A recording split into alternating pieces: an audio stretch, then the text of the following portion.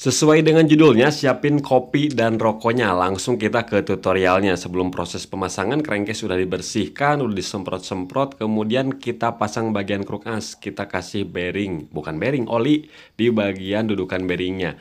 Kemudian jangan lupa kita cek juga ya jalur dari pompa oli menuju stang piston. Apakah ada nyembur ataupun ngelai dari stang piston? Ada ya, mantap. Nanti kalau RPM tinggi dia nyembur ke bagian belakang piston. Langsung kita pasang, nggak perlu dipanasin, langsung kita goyang-goyang aja dikit karena sepannya nggak seret. Jadi plak langsung masuk. Nah, tinggal kita tekan aja sama tangan ya. Oke, udah terpasang kruk asnya. Kemudian sekarang tinggal kita pasang bagian rasio. Nah, ini untuk rasio primer. Ada ring, kemudian ada gigi. Jadi kalau misalkan teman-teman amburadul, ini saya contohkan seperti ini tata letaknya ya. Seperti di video ini. Pokoknya teman-teman pasti langsung paham. Kemudian di bagian sini ada ring. Kemudian ada gigi yang menuju ke hose coupling. Oke, itu yang primer. Yang sekunder. Nah, tinggal pasang yang sekundernya seperti ini. Nah, kemudian ada ring, kemudian ada bos, kemudian gigi, jangan sampai terbalik giginya, kemudian ada ring. Kemudian di sini ada bos, ada gigi engkol, ini gigi engkol ya. Nah, gigi engkol. Kemudian ada ring lagi. Kemudian di sini ada gigi. Kemudian langsung gigi ya. Kemudian di belakangnya ada ring. Nah, seperti itulah. Oke, langsung kita rakit secara bersamaan. Nah, posisikan seperti ini. Kemudian baru langsung kita masukkan. Harus yang bolong-bolong ya kayunya supaya mudah. Kalau nggak bolong gimana mau masuknya ya teman-teman? Aneh ya. Oke, udah masuk nih. Kemudian tinggal kita pasang bagian engkolnya ya. Nah, di sini lihat, perhatikan teman-teman. Nah, posisinya harus seperti ini ya. Nah, seperti itu. Jadi ngangkat, posisi ngangkat nanti. Nah, di dalam sini ada ring gede. Dan cara penyimpanan ringnya juga jangan sampai kebalik. Nah, seperti ini. Kemudian bukan gigi, ini per engkolnya ganti yang baru. Karena yang sebelumnya potong ya, patah. Nah, ini diganti pakai yang baru nih. Kita masukkan ya centilanya ke bagian as engkolnya. Nah, sampai masuk. Setelah itu tinggal kita pasang ring ataupun bos pengunci, langsung kita putar sampai mengunci ya. Nah, udah ngunci, kemudian tinggal kita pasang ring. Nah, setelah ring ini kita pasang centilan per engkol ke crankcase yang di bawah tuh ya, yang ada lubangnya. Untuk pemasangan gigi engkol lebih mudah sih sebelum pasang gigi rasio.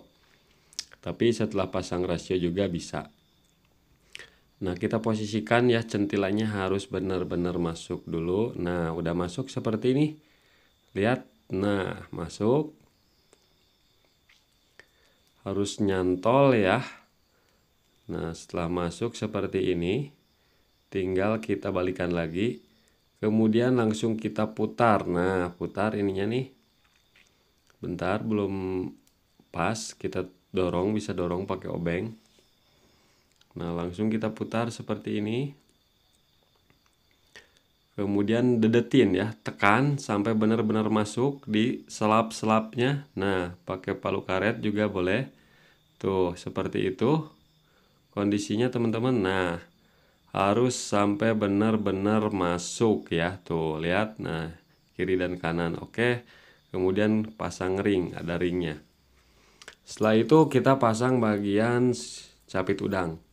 Nah, capit udangnya beda satu. Ada yang ada per sama pelornya. Cuman ini nggak ada teman-teman ya. Udah hilang tapi nggak apa-apa, nggak dipasang per sama pelornya juga nggak masalah. Nah, yang ada pelor dan pennya itu disimpan di bagian atas ya, dekat bagian gear. Kemudian yang satunya di bagian bawah karena dua-duanya sama. Beda sih, beda. Tapi hampir sama bisa dimasukin. Cuman nggak bakalan benar nantinya kalau misalkan terbalik. Nah, posisinya seperti itu. Centilannya menghadap ke sini semua ya. Oke, udah masuk. Kemudian pasang bagian ship drum. Nah, ship drum.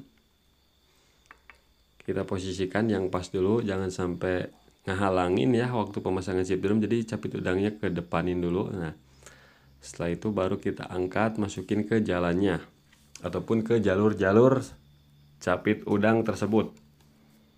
Nah, oke, udah masuk ya teman-teman. Nah, kita pasang nih pennya. Tuh yang ada nut ataupun jeglongan itu disimpan di atas. Harusnya ada pelor sama per ya. Fungsinya saat netral itu supaya diem, nggak mocel, tapi nggak bakalan apa-apa. Ada 2 buah pindawal ya, pasang packing kertas tanpa menggunakan lem.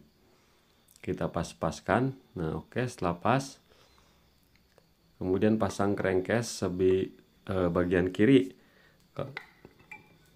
sambil as engkolnya rada dilurusin ya kalau miring. Soalnya kalau misalkan miring itu nggak bakalan masuk teman-teman, jadi harus dilurusin pas didagor-dagor jadi bisa lurus seperti itu. Kemudian pasang bautnya, dan untuk bautnya juga baut purba ya, baut purba, jadi baut obeng ketok. Jadi kita ngencenginnya menggunakan obeng ketok pH 3 secara silang dan merata, 3 kali gedoran aja ataupun sampai 5 udah cukup. Jadi nggak bakalan ada baut patah, yang ada bautnya ledeh kepalanya, selek. Nah, seperti ini tutorialnya. Silang ya. Dan harus benar cara menggunakan obeng ketoknya juga, jangan sampai salah ya, nanti bautnya bisa meledeh. Nah, seperti itulah. Udah pada paham ya, beberapa tutorial, 5 tutorial lah ngencengin bautnya biar durasinya tidak terlalu panjang. Oke, kemudian tinggal kita ke bagian ini. Kita putar lancar, kruk as kita putar lancar ya. Dan gigi dipastikan sudah benar-benar oke teman-teman. Kemudian engkolnya kita cek. Nah, engkol berfungsi dengan baik ya, mantap. Kemudian kita rakit bagian kopling. Nah, kita rakit bagian bintangannya dulu, gunakan obeng min untuk ngait stopper. Kemudian pasang bintangan sesuai dengan pen dan lubang chip drum. Kemudian bautnya. Langsung saja kita kencangkan menggunakan kunci 10T. Sambil di sini kita cek giginya, kita cek ya. Asnya kita putar-putar seperti ini, kemudian oper dari 1 2 3 4 5 5 4 3 2 1 netral.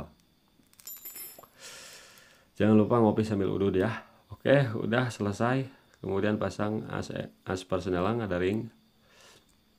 Kemudian paskan ya di bagian tengahnya, pernya. Nah, ini rada maduk ke kayu, ini udah mentok nih. Meskipun dipukul-pukul, di belakangnya ada kayu masalahnya. Nah, jadi harus kita paskan dulu, jadi usahakan nggak ada yang menghalangi di bagian belakang. Nah, kalau nggak ada yang halangin kan mudah masukinnya juga. Plak tuh, didorong pakai tangan ya. Kemudian kita pasang gigi pompa oli ya. Nah, gigi pompa oli nih dalamnya itu harus ngepas dulu supaya mudah masukinnya. Nah, diputar-putar aja, dipaskin. Pokoknya harus ngepalas. Untuk gigi pempolinya dibolak-balik juga boleh ya, tidak masalah. Oke, nih udah ngepas ya, udah enak kalau udah masuk mah. Kemudian pasang gigi primer ya. Sesuaikan dengan urutan pertama, jangan dibalik ya, nantinya takut ngehiung. Seperti itu ketika lepas kopling. Kemudian pasang rumah kampas kopling, rumah kopling ya, masuk. Nggak ada ring ya. Kita putar lancar. Kemudian ada ring di sini. Nah, bolak-balik bebas lah. Bolak-balik bebas, langsung kunci. Kemudian kita pasang bagian kampas koplingnya. Nah, kampas kopling seperti biasa, kampas kopling plat gesek sambil dikasih oli lah sedikit pelumasan ya. Untuk plat koplingnya yang tajam saya hadapin keluar, yang dembul ke dalam, dan bebas mau dibolak-balik bebas. Asal sejajar semua. Kemudian pasang rumah kaki 4 lawannya. langsung kita masukkan. Nah, posisinya seperti ini sambil dipasin kampas kopling. Jadi kita patokannya yang tengah dulu sampai masuk as. Kampas koplingnya nanti bisa digeser menyesuaikan dengan lubang. Kemudian di sini bukan mur tapi snap ring. Nah, cukup pakai snap ring. Nah, seperti ini. Oke, udah cukup. Kemudian tinggal kita putar. Nah, harus lancar seperti ini, harus bisa diputar. Kemudian kita pasang bagian corong oli. Nah, corong oli kita pasang, kemudian ada ring, outside, kemudian mur. Nah, untuk murnya ini udah digedor zaman purba ya, jadi saya cari udah nggak ada. Jadi bagaimana cara ngencenginnya? Saya gedor lagi ya, tapi harus bener sih ngegedornya. Sebenarnya jangan digedor, pakai kunci mahkota ya. Tapi nggak apa-apa lah, sedikit aja mah. Nah, seperti itu, diketok-ketok ya, ketok lagi, nggak usah kekencangan banget. 5 kali gedoran aja udah cukup lah.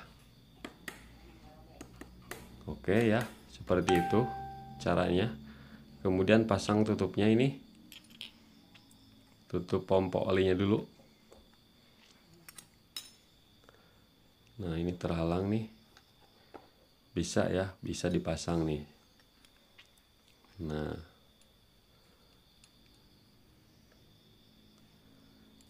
kalau lebih mudah sih tadi sebelum pasang corong, tapi ini juga bisa. Tuh, udah masuk. Kemudian langsung kita pasang bautnya. Bautnya baut 8 ya, M5. Nah, jadi kuncinya juga kunci 8. Secukupnya aja. Kemudian kita pasang corongnya, tutupnya ini ada packing ya. Ada packing. Nah, oke, udah masuk. Kemudian sediakan bautnya, baut kerucut obeng pH 2. Nah, kita kencangkan menggunakan obeng ketok, 2 kali ketokan ataupun 3 kali ketokan. Yang penting jangan sampai kendor. Sampai di sini mudah-mudahan bisa dipahami, meskipun jarang sekali motor ini, yang penting kita tahu tutorialnya karena proses perakitannya sama sih kayak GL Pro, Tiger, Mega Pro hampir sama. Nah, kemudian pasang per kopling. Kemudian pasang apa ini ya namanya, saya lupa. Nah, kemudian pasang bautnya, dudukan bearing ya, pokoknya dudukan per klep, bukan per kopling. Usahakan center ya pas pasang cangkokan ininya, supaya koplingnya nggak terjadi endut-endutan.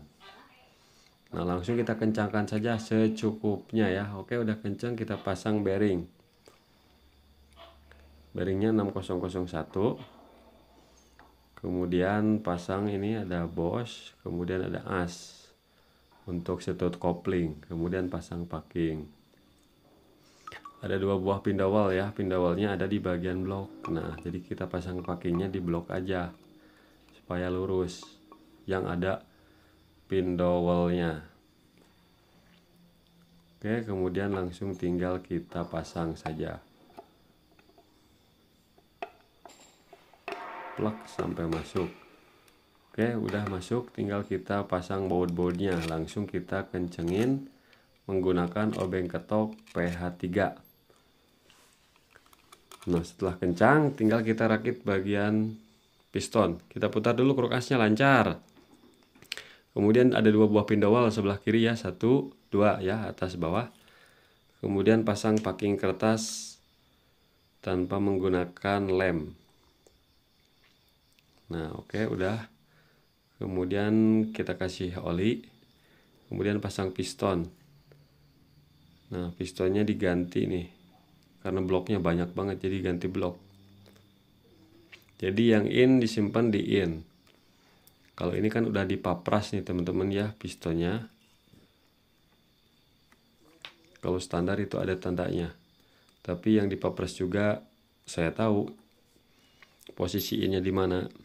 Karena coakan yang lebih besar saya simpan di in. Tapi jangan patokan dari coakan ya, harus ada tandanya kalau misalkan yang standaran. Soalnya kan ini udah dipapas jadi udah hilang itu tandanya.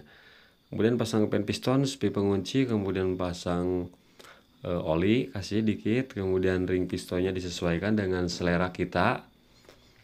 Kalau saya udah tutorial ya cara pemasangan ring pistonnya bagaimana. Nah, cara masukinya kita masukkan celah-celah ring pistonnya dulu.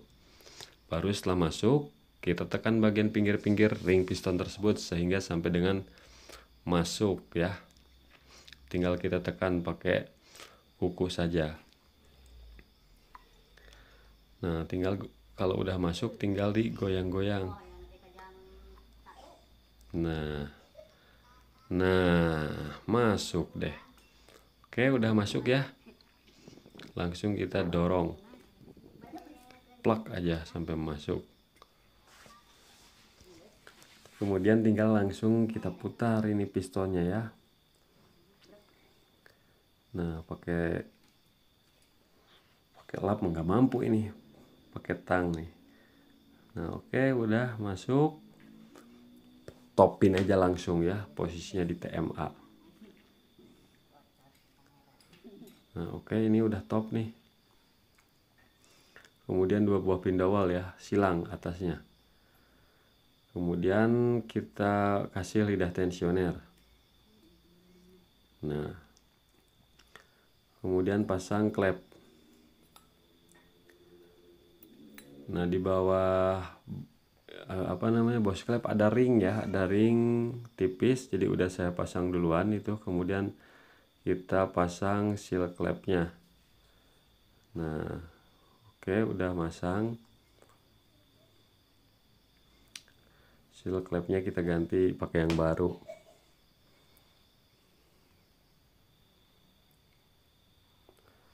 Nah, oke, udah masuk.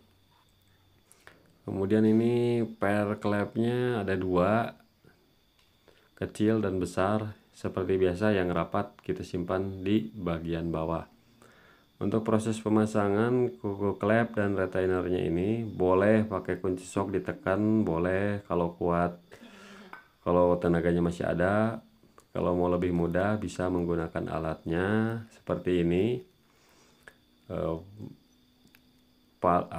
Palap spring kompresor namanya. Ini. Jadi seperti ini. Nah, jadi langsung kita dorong langsung pakai plastik ataupun ban ya supaya nggak ucas-acos ngesupin kuku klep. Jadi ketika didorong aja ini udah langsung masuk tuh ya. Nah, tanpa ucas-acos. Soalnya ini alat penting banget nih, apalagi di Scorpio itu keras banget, masukin per klepnya keras. Jadi kita bisa gunakan alat ini. Soalnya kalau Scorpio itu bisa sampai kentut ya masukin kuku klepnya karena keras teman-teman. Ini juga keras, apalagi Herek yang udah upgrade pernya pakai racing, wah mantap pokoknya. Ini mah lebih mudah, kita cari yang mudah aja ya. Selagi ada yang mudah, ada alat, boleh kita gunakan alat untuk mempermudah. Kalau nggak ada alat ya harus keluarin tenaga ekstra. Pakai kunci sok ataupun kunci T pendek didorong pakai ban ataupun kain ya. Seperti itu. Nah, oke teman-teman, ini udah masuk. Sesimpel ini untuk pemasangannya. Kemudian tinggal boleh kita dagor atasnya ya. Nah, ketuk, mantap. Kemudian untuk packing head, packing dixelnya kan itu semacam kertas karton ya, jadi kita kasih lem saja karena permukaannya juga udah nggak rata. Nah, supaya nggak bocor oli, langsung kita pasang ya blockheadnya. Nah, sampai ngepas. Kalau misalkan syarat akibat pindowal yang rada cacat, tinggal kita gedor aja menggunakan palu karet sampai merapat benar-benar. Nah, seperti itu teman-teman. Nah, setelah terakit bagian head, kita pasang bagian baut tensioner atas ya. Ada ring aluminium ataupun ring besi, langsung kita pasang. Kencangkan langsung ya. Oke, kemudian tinggal kita pasang noken as. Noken asnya masih menggunakan tipe bos seperti ini. Jadi si bos-bosannya pasang di situ. Kemudian apabila nemuin teman-teman yang ada karet ya, karet kecil tuh disimpan di bagian lubang atas itu, boleh dimasukin, boleh juga enggak. Kemudian di bagian kopnya kita kasih lem tribon karena nggak ada packingnya ya, jadi kita kasih lem. Nah langsung kita pasang seperti ini, dan ada 2 buah pin dowel. Perklep, bukan perklep, plat klep sudah nempel semuanya ya. Nah langsung kita pukul lagi. Oke, udah pada masuk. Kemudian bautnya tinggal kita pasang semua.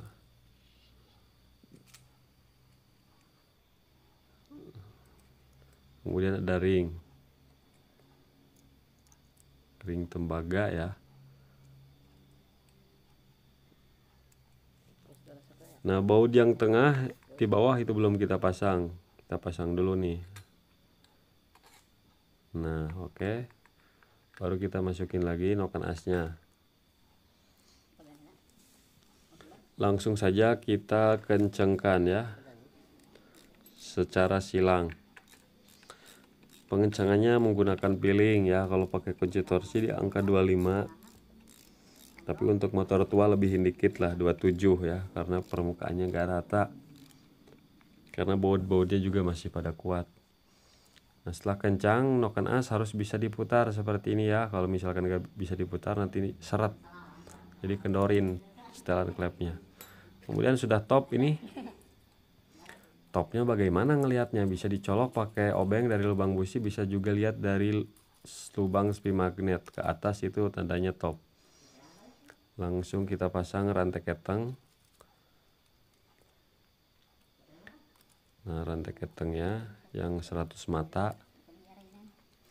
Kemudian gigi sintrik yang ada titiknya itu menghadap ke atas ya, sejajar dengan coakan tuh. Di bagian head ada garis stopnya juga. Langsung kita masukkan ke bagian noken as. Nah pakai bantuan obeng sedikit. Nah oke, udah masuk. Tinggal kita paskan lubang bautnya di noken as. Kemudian tinggal kita pasang baut-bautnya. Nah baut 10 ya. Kemudian langsung saja sama teman-teman langsung dikencangin ya, jangan ditunda-tunda supaya tidak terjadi kelupaan.